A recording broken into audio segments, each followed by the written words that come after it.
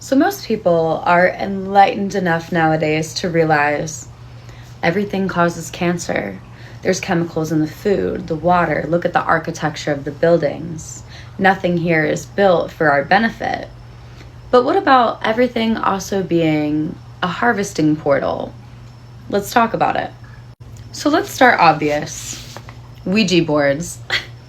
Ouija boards, while marketed as games or spiritual tools, are actually one of the oldest forms of open consent portals. When someone uses a Ouija board, they are essentially saying, I invite unknown entities into my space to communicate without discerning what they are. This bypasses the natural spiritual filtration system of the soul, which normally rejects uninvited contact. The issue is not just the game board, it's the agreement it implies. By asking for messages and opening the field to any spirit, the user hands over partial energetic sovereignty. And many entities wait for exactly that. An unguarded field, full permission, and spiritual curiosity without discernment. Once contact is made, the entity can anchor into the home, mind, or body, especially if the soul has trauma cracks or unhealed fragments. Most people think they're just talking to the dead, but in reality, they are opening frequency gates that were never meant to be touched without authority. So practices like seances, Ouija boards, mirror gazing, pendulum usage, and certain channeling ceremonies often act as invitation-based portal activators. When intention, emotional vulnerability, or group agreement creates a frequency opening, energetic passageways can be accessed by non-physical beings, especially in lower or mimic dimensions.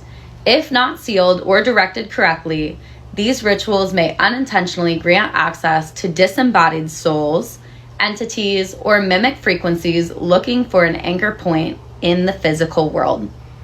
And some drugs act like a please infiltrate my body now portal.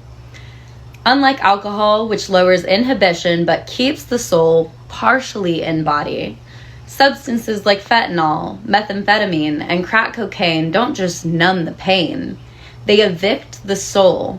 Meth in particular creates what's called a soul vacancy zone. These substances chemically override the nervous system and open portals in the auric field, allowing lower frequency entities to walk in and anchor.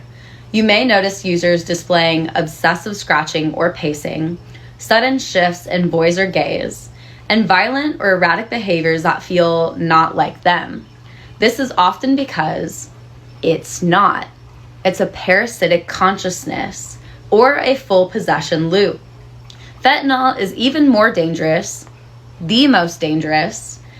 Many overdoses are not just biological shutdowns, but soul displacement events. The body may technically die before the soul has time to fully leave, causing fracturing, mimic reanimation, or total walk-in swaps. This is why overdose survivors often aren't the same. The original soul, many times, does not return. And although I would love to sit here for hours and cover every single portal that's opened in everyday life, we're going to end here with horror films and exactly how they act as energetic portals. Horror movies, especially those that depict rituals, demonic possession, summoning, or spiritual violation, function not just as entertainment, but as ritual reenactments encoded with mimic resonance. The act of millions watching the same scene, such as a girl being possessed, an entity being called, or a ritual performed, generates a collective energetic echo, subtly recreating the frequency of the original act.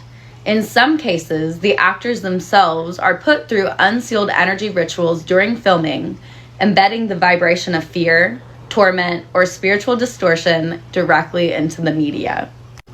When you watch these films, especially alone, especially at night, or with emotional vulnerability, viewers unconsciously enter a witness field that may open temporary etheric access points in their aura or environment. This can attract mimic energies, trigger dormant fears, or invite entities seeking entry through fractured or frightened consciousness. Source, trust me, bro.